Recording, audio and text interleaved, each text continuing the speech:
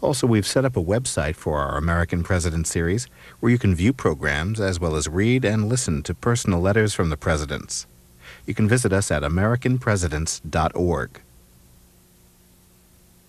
Now from Belgrade, Yugoslavia, state-run Serbian TV news on day 37 of NATO airstrikes on Yugoslavia. This portion was recorded yesterday at 1:30 p.m. Eastern and translated here at C-SPAN in Washington, D.C. It's about a half hour.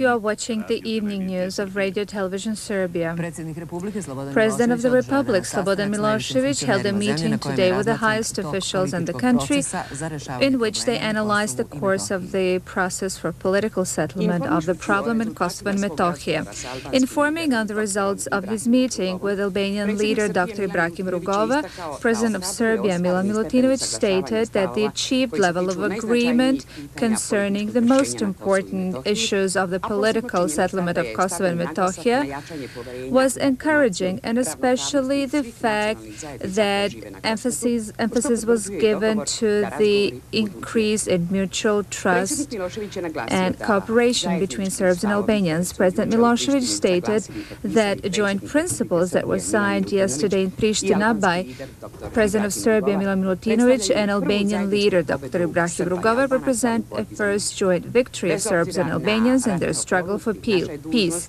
Regardless of the war, our duty is to try to achieve mutual trust and peace that need to provide equal and dignified life to all citizens of Kosovo and Metohija. Agreement on that, expressed in yesterday's statement, represents an essence of a political settlement which will be based on equality of citizens and all ethnic communities. Any political settlement will be based on coexistence of Albanians, Serbs, Gypsies, Turks, and all residents of Kosovo. All of those in the world who wish to help in finding political settlement in Kosovo have a chance to support this process that has been commenced and to speak out against the aggression against Yugoslavia. That would remove the greatest obstacle to a peace settlement. It was also agreed that only political settlement can bring long-term peace and stability, which is in a joint interest of all citizens of Yugoslavia. All leading international press agencies devoted a great deal of attention to the joint statement signed yesterday by Milutinović and Dr. Rugova. Even Western media could not overlook the fact that Rugova signed this joint statement, who insisted, as we are being told, on renewing mutual trust, creation of new institutions in Kosovo, and stopping aggression on Yugoslavia. Leading Chinese media devoted a great deal of attention to the meeting between Milutinović and Dr. Rugova and their joint statement. Chinese daily Zhenmin Zhibao reported on all the leading principles of the joint statement, saying that a document proposing peaceful solution in Kosovo has been signed. Greek daily Exousia considers the dialogue between Milošević and Rugova to be another sign of Belgrade's willingness to remove the tension in the region and achieve final agreement on Kosovo issue. Leading TV channels broadcast the footage from the meeting as well as the statements of Milutinović and Dr. Rugova, reporting that the Serbs and Albanians have reached an agreement on resolving Kosovo crisis. Bill Clinton and NATO leaders could soon be held accountable for the three international crimes they committed in Yugoslavia. The first one, aggressive war against a sovereign country. Second, genocide on people of Yugoslavia. And third, environmental catastrophe threatening not only Yugoslavia but the whole region. This was also reported by Athens Daily Ethnos based on the analysis prepared by 20 members of the Judicial Council of Greece, headed by Mikhails Dekleris. This very reputable institution proves that NATO aggression against Yugoslavia in a most brutal way violated UN Charter and a number of international documents. Bulgarian dailies Monitor and Truth report that Kosovo is about to be granted a broad self-governing rule in which all residents will have an equal status. status. It was also stated that Ibrahim Rugova is the only leader of Kosovo Albanians who refused to leave Kosovo in order to find a political settlement to the conflict directly with the Serbian government. New meeting between Milutinovic and Dr. Rugova in Pristina was interpreted by Italian news agency ANSA as an attempt to find political solution for crisis in Kosovo. Media in NATO countries are conspicuously silent about the meeting because it rubs against their interests. This demonstrates their intention to brush aside any peace initiatives and attempts to find a political solution to the crisis in Kosovo. With respect to NATO attempt on April 22nd to assassinate the president of Yugoslavia by bombing his residence, which represents an unprecedented organized terrorist attack, Federal Ministry of Foreign Affairs stated that that represents one of the gravest crimes based on the Convention on Prevention and Punishment of Crimes Against Individuals under international protection, including diplomatic representatives. This international convention was adopted by United Nations General Assembly on December 14, 1973, and it clearly defines as a crime any attack against a head of state or his offices or residence. A threat to commit such an act is also defined as a crime. The duties of countries which signed the convention are also clear. Yugoslavia is a signatory to this convention, and so are almost all of NATO countries, including United States.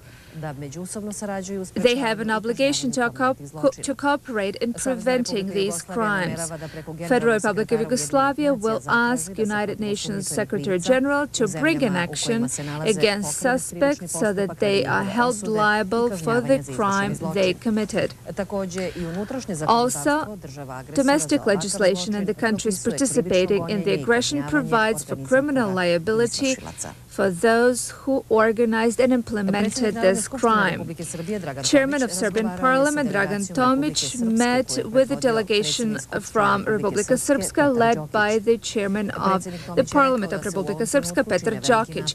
Tomic said that at this time great efforts are being invested into overcoming the crisis and preserving the industrial infrastructure, which are the precondition for normal life. Economic cooperation was also discussed. Aggressor last night once again targeted civilian facilities, bridges, railways. Air Defense of Yugoslavia shot down several enemy missiles. More than 5 people died and tens were injured in the largest NATO attack on a gypsy neighborhood in Prizren. Based on the information of witnesses, around 11:10 from Macedonia, an enemy plane came and was flying over Prizren. It destroyed tens of residential houses. All of the residents of Podrinska Street became homeless in this criminal attack. 2 children were killed, as well as a pregnant woman. NATO aggressor, after destroying part of the highway yesterday, today around 12:30, targeted the old bridge in Biljanovic. By destroying this bridge, the traffic between Kraljevo and Raška is interrupted. During night, at around 3:15, NATO aggressor for the 4th time bombed Beška Bridge over Danube. This bridge is 2,100 meters long, and for 22 years it has connected 2 banks of Danube. NATO missiles have put out of service this bridge as well. In a destructive rage of NATO criminals, around 1:20 this morning, missiles landed on downtown Ruma. The residential houses were severely damaged. Neighbors and residents are helping in repairing the buildings. One person was killed and 3 were injured in attack on Podgorica in the neighborhood of Tuzi. NATO attacked Podgorica once again last night. A large number of cluster bombs landed in Zeta. Some of them did not explode. NATO alliance also bombed Sutomor and Danilovgrad. Air defense of Yugoslav army was efficient. At 2:45, in 16th attack of NATO on Kuršumlija, railway bridge near Kosanice on the highway between Niš and Pristina was targeted again. The huge damage was sustained. Criminal attack of NATO on Požarevac last night resulted in damage to residential houses, shops, and offices. The windows were broken, the roofs were damaged, as were doors and windows. The buildings around the area that was bombed were damaged, and so were the cars on the parking lot.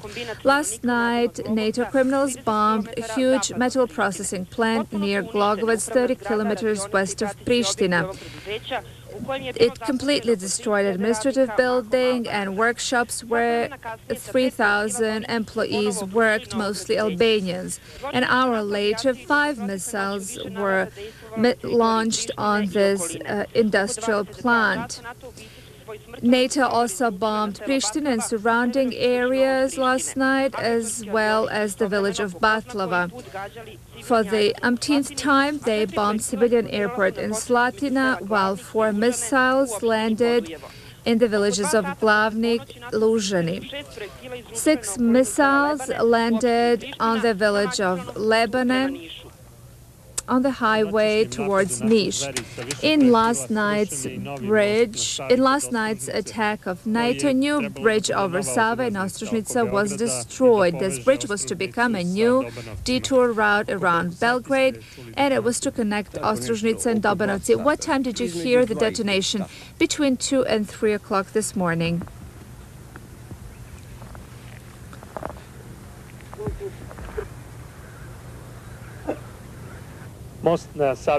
The bridge over Sava in Ostrožnica is 1,500 meters long.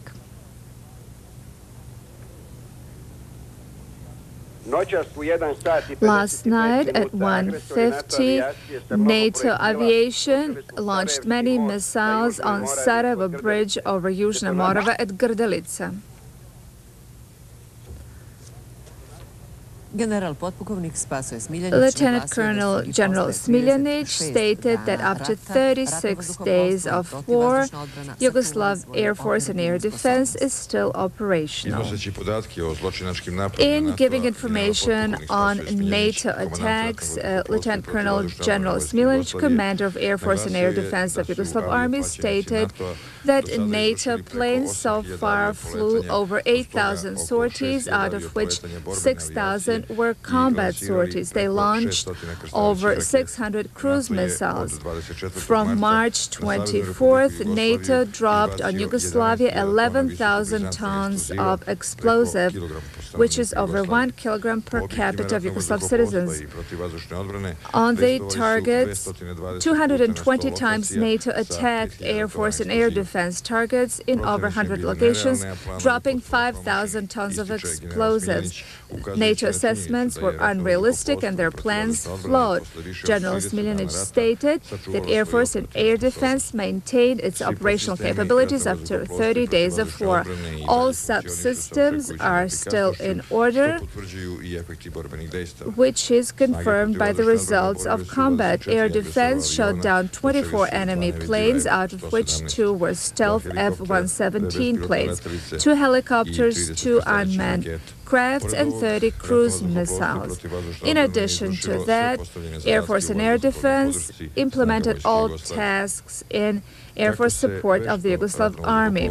The level of adaptability of Air Force and its ability to quickly repair its facilities will certainly serve as an example for future. Resilience and adaptability of Air Force in combat is something that even NATO aggressors have acknowledged. civilians. Members of Air Force and Air Defense of Yugoslav Army know what they are defending, and they're determined to continue until the very end. Aggressor is mistaken in believing that further criminal killing and destruction will diminish our morale. Day after day, we grow stronger and more united. In preserving our combat equipment and high morale, members of Air Force and Air Defense have no doubt that they will be able to achieve the ultimate goals, which are defense of our country's freedom and independence. General Smiljanic stated unlimited support to military and state leadership and added that Air Force and Air Defense shall complete its tasks in defending the homeland. Last night at 1:55, aggressors of NATO aviation launched several missiles on Sarajevo Bridge in Yuzhna Morava at Grdelica. Detonations were so strong that they were heard in Leskovac as well. On this spot, on April 12th, NATO murderers killed 50 civilians and passenger train. Due to a strong detonation, many houses were damaged in the area. Deputy Prime Minister of Serbia, Dragan Tomic, and Assistant Foreign Affairs Minister Nebojša Vujović visited Surdulica last night. Over 70 journalists, foreign and domestic, accompanied them where they could see for themselves this immense crime against civilian population. During another air raid today, residents of Surdulica bid farewell to 9 of their citizens killed in NATO bombing on April 27th. The city of Surdulica bid farewell to all 5 members of Milic family: Spomenka, Alexander, Vesna, Miljan, and Vladimir. Among the victims were also 17-year-old Miodrag Milovanovic and Staniša Đorđević. Commander of 3rd Army, Colonel General Nebojša Pavković, stated that an attack on civilian facilities in Surdulica is an embarrassment for NATO. General Pavković also stated that in this attack against civilians, NATO demonstrated it had no military honor. General Pavković visited today Surdulica, which during murderous NATO attacks sustained significant human losses and damage. As a peaceful and pretty town in Serbia, Surdulica has no relevance for military activity, and this is why what NATO did to this town is an embarrassment for their army. Look what Surdulica looks like after the destruction on April 27th at noon. Silence says everything. It is hard to believe one's own eyes. And this is why we shall only give you facts. In one day, in one moment, NATO killed in Surdulica 11 children. We don't have a final number of fatalities at this point. 16 bodies were found so far. Tens of houses were destroyed completely, while 300 houses were rendered unusable. This woman's brief story says it all. We did nothing. We have not done anything to them. Why did they have to shoot civilian house? I have built this house for 10 years. I have lived in it only for 1 year, and I managed to survive this by leaving the house for 3 minutes. Just look at this crib. Did they think that a military target was hiding in it? Will this pretty drawing ever find a child who drew it? Who will use these textbooks now? Once beautiful homes now look like this. However, people are not giving up. They're beginning to repair and rebuild. There are many sad sides of this kind. Perhaps these sad sides are an illustration of U.S. fight for human rights. It is to be hoped that foreign journalists will let the world know about criminal consequences of attack against our country. Deputy Prime Minister of Serbia, Dragan Tomic, and Assistant Minister of Foreign Affairs, Nebojša Vujović, spoke to journalists in Surdulica. If you wish to report the truth, if you wish what we wish every day, which is for bombing to stop as soon as possible, tomorrow if possible, if these reports are truly realistic, then citizens of your countries will not allow the bombing to continue in this city nor in any other city. This is an attack against civilians. Look at the number of fatalities: children, women, elderly. This is a sufficient evidence of the level of civilization and culture of the countries that are attacking us. I'm convinced that if you show this footage, then in all of your cities tomorrow, people will start demonstrating against bombing. Serbs, Bulgarians, Gypsies live in this area. This is a multi-ethnic city. An attack against these people as a part of military psychological war, an attempt to intimidate our people, is aimed at diminishing the resolve of our nation to resist aggression. We shall use all means to defend ourselves from aggression, but at the same time we shall just as passionately seek political settlement of the crisis in Kosovo. Today, 3 more bodies were identified of those who were killed last Friday in the bombing of Radio Television of Serbia building in Belgrade. They were working at the time of the attack. The bodies of the following were identified: Darko Stojmenovski, born in 1973, a technician in the production department. The funeral of Darko Stojmenovski will be held tomorrow.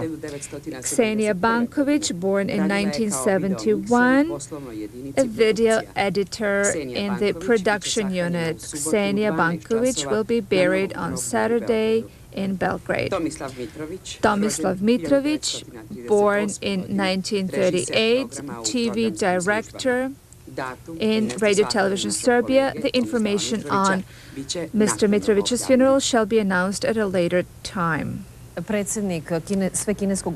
Chairman of Pan-Chinese Association of Journalists, Shao Huaza, sent a letter to the Association of Journalists of Serbia condemning the bombing of the television building in Serbia and other media in Yugoslavia. Chinese journalists send their best regards to Yugoslav journalists, whom they admire for truthfully informing about the aggression against Yugoslavia.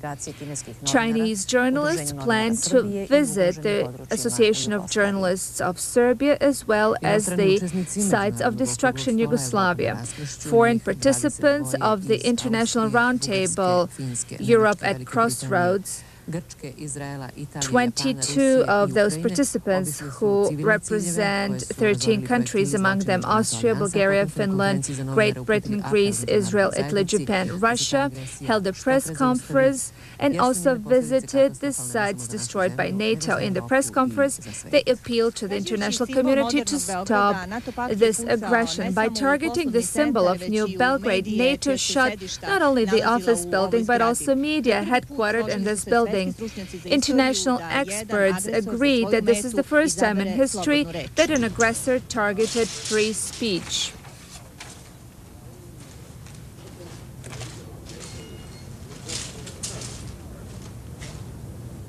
Participants of the International Roundtable Europe at Crossroads visited heating plant in New Belgrade, one of the largest in the Balkans, which provides heat for 1 million residents of Belgrade. After NATO bombing, this heating plant has been 100% destroyed. Professor John Burns from Oxford University, we would like to hear your comments on what you saw in Belgrade. I would like to say that those of my countrymen who experienced bombing during the war could perhaps describe how it looks like. I feel rage on your behalf. Sir Alfred Sherman, journalist from London, was also asked to describe his impressions. As far as the attack of United States, Germany, and Europe is concerned against the sovereign country, I can say as a journalist that this is an unprecedented attack performed by democratic countries. This was a direct hit. At the time of the hit, people were in the building working. We urge for this new imperialism to be stopped, and we urge the world to return to moral principles before an irreversible moral and physical damage has been caused. This was stated in a statement signed by 22 renowned experts from 13 countries.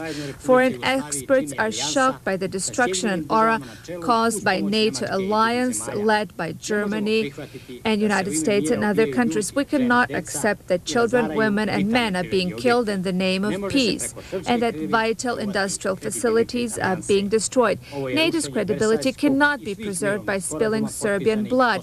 This is a violation of Versailles Agreement and all other agreements, peace agreements signed after Second World War.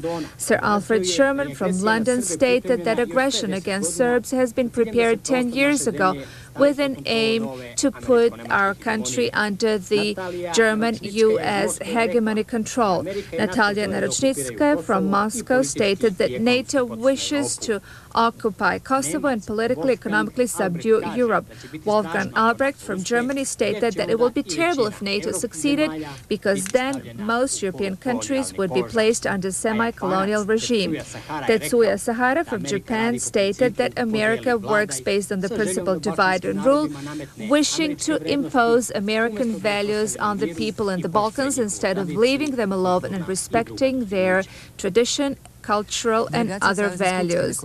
Delegation of Federal Parliament, led by Ljubisha Ristic, completed its visit to Strasbourg. European legislators visited in Strasbourg, where they met with the representatives of European Parliament and participated in their debate on Kosovo and NATO aggression. Delegation of Federal Parliament of Yugoslavia, led by Ljubisha Ristic, completed its visit to the European Parliament in Strasbourg. Throughout 2 days, our delegation, which also included Milan Božić, informed the officials of European Parliament on true nature and consequences of NATO aggression against our country. United European Left was most understanding and ready to support Yugoslav delegation. Yugoslav delegation came to Strasbourg on the invitation of the United European Left. Ljubisha Ristic warned that NATO was not waging war for human rights, but in order to conquer the territory. NATO aggression caused victims among civilians of all ethnic backgrounds. Milan Božić spoke about the environmental threat, which can also endanger other European countries. The greatest support to our delegation was given by Gennady Zyuganov, President of the Communist Party of Russia, Boris Olenik, Chief of Ukrainian delegation, as well as delegates from Greece, Italy, Cyprus, and other countries. Russia needs to provide all kinds of assistance to Yugoslav people, from humanitarian to military and technical. Recently in Cyprus, with 17 other leaders of left political parties, we agreed to form a broad front of support for Yugoslavia. Protests in our countries will keep growing. The best message sent to NATO was hands off Yugoslavia. We shall continue this effort, and we must convince the rest of the world that our policy has to be directed toward finding responsible solutions. We hope to expand the front for political and peaceful settlement of this crisis in European Parliament. Many people here are misled by television. I wouldn't even call that television. They're waging psychological and propaganda war in order to force people to vote for the war and barbarian solutions. However, I hope that truth will triumph because Europe must be free of war. However, despite the support of United European Left, European Parliament, after debate in which the main speaker was from Albania, adopted resolution on aggression against Yugoslavia and humanitarian crisis in Kosovo. It was stated in the resolution that NATO has not achieved its aim, and this is why the continued aggression against Yugoslavia must go on. However, the visit of our delegation spoiled the triumph of NATO spokesman because the officials had an opportunity to hear from our delegation the real truth about the situation in Yugoslavia. Federal Republic of Yugoslavia has accepted the mandatory jurisdiction of International Court of Justice based on the declaration sent to to Secretary General of UN on April 26. Based on reciprocity, Yugoslavia has accepted mandatory jurisdiction of this highest judicial institution of United Nations. Territorial disputes, as well as those that fall under internal responsibilities, are excluded from this jurisdiction. Thus, Yugoslavia can commence an action at International Court of Justice against NATO countries who, in committing aggression against Yugoslavia, violated UN Charter and basic principles of international law. Yugoslavia filed a claim against NATO countries participating in aggression, requesting that temporary measures be imposed on the grounds of violation of the international obligation to refrain from using force against another country, obligation not to interfere in internal matters of another country, violation of sovereignty, violation of the obligation to protect civilians, obligation not to use banned arms, obligation to provide free sailing and free airspace, and violating basic rights and freedoms, and threatening physical destruction of Yugoslav people. Yugoslavia has also requested that International Court of Justice issue a decree on immediate cessation of stopping of Yugoslavia. Throughout the world, protests against aggression on Yugoslavia are being held. In addition to our citizens, their friends also participate in these protests, expressing deep respect for Yugoslavia. Several hundred of citizens of Thessaloniki in Greece blocked the railway station where the military train with NATO tanks and 300 German soldiers was stationed. NATO murderers leave the Balkans, NATO murderers go home were the slogans that residents of Thessaloniki addressed to NATO.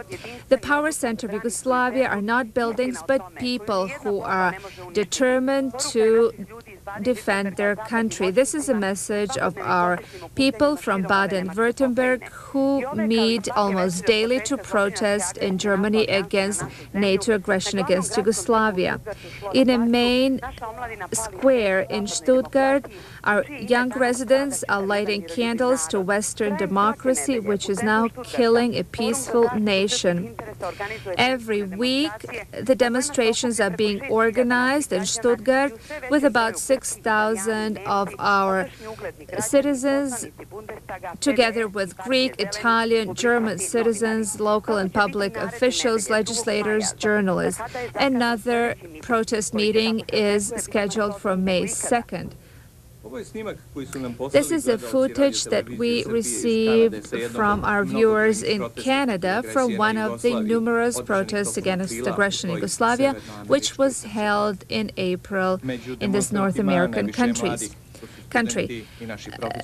Among the protesters were mostly young people who wished to bring to the attention of media incomprehensible attitude of NATO countries who are bombing their relatives in Yugoslavia. Slogans condemned the leading role of the United States in the killing mission against civilians and civilian facilities in Yugoslavia. NATO aggression against Yugoslavia destroys the economy and culture of the country, where foreign intervention only deepens the gap between Serbs and Albanians. This was heard on the protests in Vancouver. The demonstrators also announced that they would continue the protest, and they also called Serbs throughout the world to demonstrate their opposition in the countries where they live and to protest as long as the aggression is going on.